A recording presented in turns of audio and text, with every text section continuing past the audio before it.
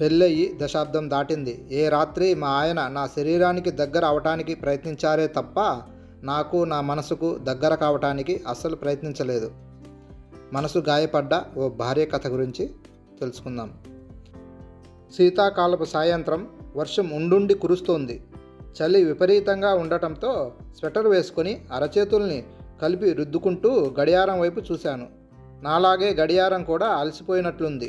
నిశ్శబ్దంగా నిశ్చలంగా ఉంది. అసలు ఈ బెంగుళూరు వాతావరణమే అంత. పగలు రాత్రి చలి చంపేస్తూ ఉంటుంది. దానికి తోడు ఈరోజు వర్షం కూడా తోడైంది. మా వారు ఆఫీస్ నుండి రావడానికి ఎంత లేదన్నా ఇంకో గంట పైనే పడుతుంది. అత్త మామయ్యలు బంధువుల ఇంట్లో పెళ్ళికని తిరుపతికి వెళ్ళారు. పిల్లలకి వరుసగా 3 రోజులు సెలవులు రావడంతో వాళ్ళని కూడా పెళ్ళికి పంపించేశాను. మా వారికి ఆఫీసులో పని ఒత్తిడి కారణంగా సెలవు దొరకకపోవడంతో ఆయనతో పాటు నేను పెళ్ళికి పోకుండా ఆగిపోయాం. మొన్నటిదాకా ఇల్లంతా బంధువులతో నిండిపోయింది. బెంగళూరుకి బంధువులు ఎవరు వచ్చినా ఇంటికి రాకుండా పోరు. వచ్చిన వారికి అతిథి మర్యాదలు చేసేసరికి ప్రాణం అలసిపోతుంది. 2 గదుల ఇల్లు బెంగళూరులో దొరకటం అంటే మాటలు కాదు. ఈ ఊర్లో ఉద్యోగాలు దొరకటం చాలా సులభం, కానీ ఇల్లు దొరకడమే మహా కష్టం. పక్క గదిలోని వాళ్లకు స్పష్టంగా వినిపిస్తూ ఉంటుంది. అందుకని పడక గదిలో లేదా గదిలో నేను మా వారితో మనస్ఫూర్తిగా మాట్లాడడమే మానేశాను. అయినా ఇల్లు చిన్నది కావటం మూలాన మేము ఏం మాట్లాడుకున్నా, చిన్నగా అరిచినా నవ్వినా సరే ముద్దవతారం ఈ లోకంలో ఇంకెవరూ ఉండరేమో అనిపిస్తుంది. లేక ఇంట్లో ఏకాంతం దొరుకుతూ ఉంటే త్వరగా ఇంటికి రావచ్చు కదా. అయినా ఆయన సంగతి నాకు మొదటి రాత్రి తెలిసిపోయింది. సినిమాల్లో టీవీల్లో చూసి పుస్తకాల్లో చదివి మొదటి రాత్రిని గొప్పగా ఊహించేసుకున్నాను. అదే పెద్ద పొరపాటు అయిపోయిందని నాకు ఆ తర్వాత తెలిసింది. మొదటి రాత్రి సిగ్గుతో భయంతో ఏవేవో కోరికలతో సందేహాలతో బెరుగ్గా శోభనం గదిలోకి అడుగుపెట్టాను. నా భయాన్ని బిడియాన్ని మా వారు పోగొట్టి నన్ను లాలించి దగ్గరకు తీసుకుంటారని అనుకున్నాను. కానీ ఆశలన్నీ అడియాశలయ్యాయి.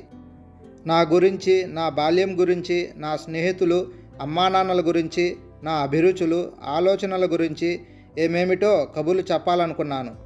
అట్లాగే మా వారు తన గురించి వివరాలు నాకు చెప్పే ప్రయత్నం చేస్తారనుకున్నాను. మా ఆయన తన గురించి చెప్పలేదు, నా గురించి అడగలేదు. ఇద్దరం ముభావంగా ఉండిపోయాం. నా దురదృష్టానికి తోడు కరెంటు పోయింది. చీకట్లో దిక్కు తోచకుండా పోయింది. నాకైతే ఏమిటో ఒకటే భయం ఆవరించింది. శోభనం గదిలో క్యాండిల్స్ లేవు, ఎమర్జెన్సీ లైటు లేదు. బయట నుంచి క్యాండిల్స్ తెప్పించుకుందామంటే ఎడతగని సిగ్గు ముంచుకొస్తుంది నాకు.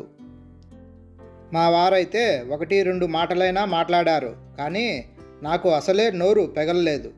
నా ఇష్టాలతో సహకారంతో స్పందనతో ప్రమేయం లేకుండానే మా మొదటి రాత్రి గడిచిపోయింది.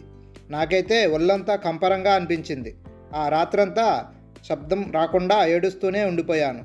మొదటి రాత్రి సరే, 2-3వ రాత్రులైనా మేము ఒకరికొకరం దగ్గరవుతామని అనుకుంటే అది అసలు సాధ్యమే కాదని అర్థమైపోయింది. ఏ రాత్రి మా ఆయన నా శరీరానికి దగ్గర అవటానికి ప్రయత్నించారే తప్ప నాకు నా మనసుకు దగ్గర కావడానికి అసలు ప్రయత్నించలేదు. పెళ్ళయి దశాబ్దం దాటింది. అయినా నాలో ఎడతగని అసంతృప్తి. నాకు ఇంకా శోభనం జరగనట్లే అనిపిస్తుందని చెబితే మా వారు ఈ లోకము నన్ను వెర్రిదానిలా చూస్తారని తెలుసు. అయినా అది నిజం. ఎప్పుడూ అనిపిస్తూనే ఉంటుంది, ఇప్పటికైనా మించిపోయింది లేదని. ఈరోజు రేపు అయినా నాకు మళ్ళీ మొదటి రాత్రి ముచ్చట్లు అనుభవంలోకి వస్తాయని. ఎప్పుడూ మా వారు నన్ను గుర్తించినట్లే ఉంటారు, నన్ను అసలు పట్టించుకున్నట్లే కనిపించరు. అయినా ఆయనతో గొడవపడడానికి ఎంత వెతికినా నాకు కారణాలు కనిపించవు. నేను కాస్త మూడీగా ఉన్నా ఆయన అడుగుతూనే ఉంటారు, ఏం భావన, ఆరోగ్యం సరిగ్గా లేదా అని. మనిషికి శరీరంతో పాటు మనసు కూడా ఉంటుందని, దానికి కూడా గాయాలు అవుతూ ఉంటాయని మా వారికి తెలిసినట్టు లేదు. పగలంతా పనులతో హడావిడిగా తీరిక లేకుండా గడిచిపోతుంది. కానీ సాయంత్రం అయితే చాలు, దిగులు మొదలవుతుంది. ఏమిటో ఒంటరితనం నన్ను వేధిస్తూనే ఉంది. రాత్రంతా ఒంటరితనంతో బాధపడ్డా. పగలంతా పనులతో గడిచిపోతుంది. ప్రతి రాత్రి నేను మా వారికి దగ్గర అవ్వడానికే ప్రయత్నిస్తుంటాను, కానీ మా వారు దాన్ని అస్సలు పట్టించుకోరు. అప్పటికి తను ఏమన్నా అనుకోని అని నా అసంతృప్తిని, నా ఆలోచనల్ని మా వారికి వివరించే ప్రయత్నం చేశాను. కానీ ఆ కారణంగా మా వారు నా పైన జాలి చూపించడం ప్రారంభించడంతో త్వరలోనే నేను నోరు మూసుకోక తప్పలేదు. ప్రేమించటం ఎంత ముఖ్యమో ఆ ప్రేమను వ్యక్తం చేయడం అంతకన్నా ముఖ్యం అని మా వారికి అర్థమయ్యే రోజు ఎప్పుడొస్తుందా అని ఎదురు చూస్తూ ఉన్నాను. అప్రయత్నంగా అద్దంలో మొహం చూసుకున్నాను. అక్కడక్కడ 4-5 తెల్ల వెంట్రుకలు, కలతప్పిన మొహం, అలసిపోయిన కళ్ళు చిరాకేసింది. ఒకప్పటి చలాకీతనం, ఉత్సాహం ఎక్కడికి వెళ్ళాయో, ఏ దొంగ వాటిని నా నుండి పట్టుకెళ్ళిపోయాడో తెలియడం లేదు. దిగులుతో మొదలై కలత నిద్రతో ముగిసే రాత్రులు, ఎప్పుడూ వెంటాడే ఒంటరితనం, ఇది జీవితం. వేడివేడి టీ తాగాలనిపించింది.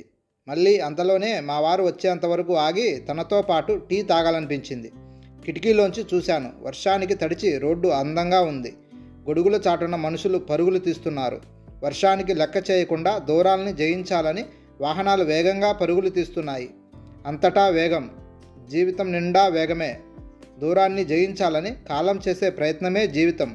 కాలేజీ రోజుల నాటి కవిత్వం ఇప్పుడేమైందో తెలీదు. ఇప్పుడంతా లెక్కలే లెక్కలు, ఆదాయాలు వ్యయాలు, చేయాల్సిన ఆదాలు. మొదట్లో జీవితంలో ఏదో మిస్ అయిన ఫీలింగ్ ఉండేది. ఇప్పుడు ఏమిటో అసలు జీవితమే మిస్ అయినట్లుంది. ఎక్కడో ఏ గోడలు, గది నిండా మా మధ్య ఏవేవో గోడలు. ఏమండి, మనం అలా సరదాగా వర్షంలో నడుద్దాం రండి అని నేను అడిగితే మా వారి మొహం ఎలా ఉంటుందో ఊహించే ప్రయత్నం చేస్తుంటే నవ్వు ఆగలేదు నాకు. ముందు నా వైపు అయోమయంగా చూస్తారేమో, అంత అర్జెంటు పని అయితే ఆటోలో వెళ్దాం భావన అంటారేమో. నేను అలా నవ్వుతూ ఉండగానే మా వారి స్కూటర్ హారన్ వినిపించింది. గబుక్కున లేచి తలుపు తెరిచాను. టవల్ అందించాను. టవల్ అందుకొని తల తుడుచుకున్నారు. మా వారు డ్రెస్ మార్చుకొని వచ్చేలోగా కిచెన్లోకి వెళ్ళి టీ చేసుకొచ్చాను. కిటికీకి దగ్గరగా 2 కుర్చీలని జరిపాను. టేప్ ఆన్ చేశాను. నాకు చాలా ఇష్టమైన క్యాసెట్ ఇళయరాజా సింఫనీ. బయట పలుచని వర్షం, శీతాకాలపు చలిగాలి, వెచ్చటి టీ. ఒక కుర్చీలో కూర్చున్నాను. ఎదురుగా మా వారు, ఎదురుగా మేము అనుకుంటుంటే మళ్ళీ నవ్వొచ్చింది. మా వారు వచ్చి రాగానే నా మూడ్తో సంబంధం లేకుండా టీ కప్పును ఒక చేత్తో, డైలీ న్యూస్ పేపర్ని మరో చేత్తో పట్టుకొని బెడ్రూమ్లోకి వెళ్ళిపోయారు. మనసు చివక్కుమంది. అయినా నాకు ఇదేమీ కొత్త కాదు కదా అనుకున్నాను.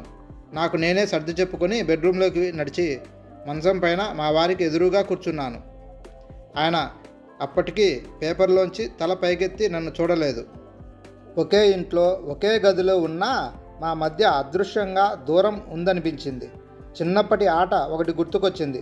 ఎంతెంత దూరం, చాలా చాలా దూరం, ఎంతకాలం ఇలా అనిపించింది.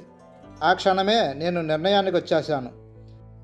ఏమైతే అదవుతుందని నాకు నేను ధైర్యం తెచ్చుకొని పేపర్ లాగా అవతల పడేశాను. మా వారు తలపైకెత్తి నా వైపు ఆశ్చర్యంగా చూస్తూ ఏం భావన, ఏమైంది అని అడిగారు. నేను సమాధానం చెప్పే ప్రయత్నమే చేయలేదు. ఏం భావన, కళ్ళు ఎర్రగా ఉన్నాయి, కొంచెం ఆదుర్దగా అడిగిన మా వారి వైపు చురుగ్గా చూశాను. నాకా క్షణం నా మనసులో అనిపించిన దాన్నే స్పష్టంగా మా వారికి చెప్పేయాలనిపించింది. అర్థం చేసుకుంటే అర్థమవుతుంది, లేదా తనకు అర్థం కాకుంటే కొత్తగా వచ్చే నష్టమేం లేదనిపించింది. అర్థం చేసుకోవాలనే ఆలోచన అతడికి లేకపోతే నేను ఎప్పటికీ అసలు అర్థం కాలేనని నాకు తెలుసు. నాకు ఆ క్షణం అనిపించిందేమిటో మా వారికి చెప్పేశాను. నీకు దగ్గరయ్యేటప్పుడు పెదాలు ఎర్రబడతాయి, నీవు దూరం అవుతుంటే కళ్ళు ఎర్రబడతాయి అని. మా వారికి ఏమర్థమైందో నాకైతే అర్థం కాలేదు. కానీ మా వారు టీ కప్పును దూరంగా పెట్టేసి నన్ను తన చేతుల్లోకి తీసుకున్నారు. మళ్ళీ చెప్పు అని అడిగారు చిలిపిగా నవ్వుతూ. ఆ నవ్వులో ఏదో సిగ్గు దాగుందనిపించింది. ఈసారి ఎందుకో నాకు కూడా సిగ్గేసింది. అయినా చెప్పాను. మళ్ళీ ఏం భావన, చిన్నప్పుడు కవిత్వం రాసేదానివా అని అడిగారు. మా వారి వైపు చూసి చిన్నగా నవ్వాను.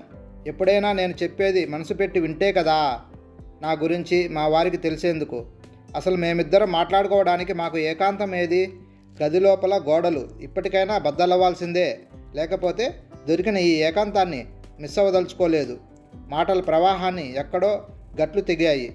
బాల్యం, యవ్వనం, దాంపత్య జీవితం, నేను, మా వారు, పిల్లలు, నా కోరికలు, ఆలోచనలు, అభిప్రాయాలు, ఏమిటేమిటో కబుర్లు ఆగకుండా దొర్లిపోతూనే ఉన్నాయి. మాట్లాడి మాట్లాడి అలసిపోయాను. మా వారు విభ్రాంతిగా నా వైపే కళ్ళార్పకుండా చూస్తూ ఉండిపోయారు. ఈవిడేమిటి, పెళ్ళైన ఇంతకాలానికి ఇలా మాట్లాడుతుందేమిటి అనుకున్నారో ఏమో. మధ్యలో మా వారే లేచి వెళ్ళి మంచినీళ్ళు తీసుకొచ్చారు. నీళ్లు తాగాక ఎందుకో నాకు ఉన్నట్టుండి సిగ్గు ముంచుకొచ్చింది. కబుర్లతోనే కడుపులు నిండిపోయాయి. ఇక మీ కథ ఏమిటి అన్నట్టు మా వారి వైపు చూసి కళ్ళు ఎగరేశాను. నా అంత వేగంగా కాదు, కానీ అక్కడక్కడ ఆగుతూ మా వారు కూడా ఆయన జ్ఞాపకాలని చెప్పసాగారు. తను మాట్లాడుతూ ఉంటే ఒక్కసారిగా కరెంటు పోయింది. అరే, కరెంటు పోయిందే అన్నాను అనాలోచితంగా. ఇప్పుడేమైంది, నువ్వు ఉన్నావు కదా, ఈ వెన్నెల చాలే మనకి అన్నాడు. ఒక్క క్షణం ఒళ్ళు పులకరించింది. ఇంత ప్రేమగా చనువుగా మాట్లాడుతోంది మా వారేనా అని అనుమానం కలిగింది కూడా. నాలో సంవత్సరాల తరబడి పేరుకుపోయిన ఒంటరితనం క్షణంలో మటిమాయమైపోయింది. నా దిగులంతా ఎటో ఎగిరిపోతున్నట్లయి మెదడులోని నిరాశ పూరిత ఆలోచనలన్నీ ఎటో మాయమైపోయాయి. నేనేమిటో ఖాళీ అవుతున్నట్లయి ఈ శీతాకాలపు చలి రాత్రి మా మొదటి రాత్రి అయినట్లు, మా మధ్య దూరాలు నిశ్శబ్దంగా అదృశ్యమైపోయినట్లు, ఒకరికొకరం దగ్గరవుతూ మా మధ్య దూరాన్ని తొలగించుకుంటూ ఇద్దరం ఒకటవుతూ ఒకరికి ఒకరై ఇద్దరం ఒకరే అయి గదిలోపలి గోడలేవో కూలిపోతున్నట్లు అనిపించింది. ఇలా తన భర్తకి తన మనసులో ఉన్న ఎన్నో బాధలను, కష్టాలను, తన పైన తను పెంచుకున్న ప్రేమను అన్నిటినీ తన భర్తకు తెలియజేసింది. హాయ్ ఫ్రెండ్స్, ఈ కథ మీకు నచ్చినట్లయితే please like and subscribe friends.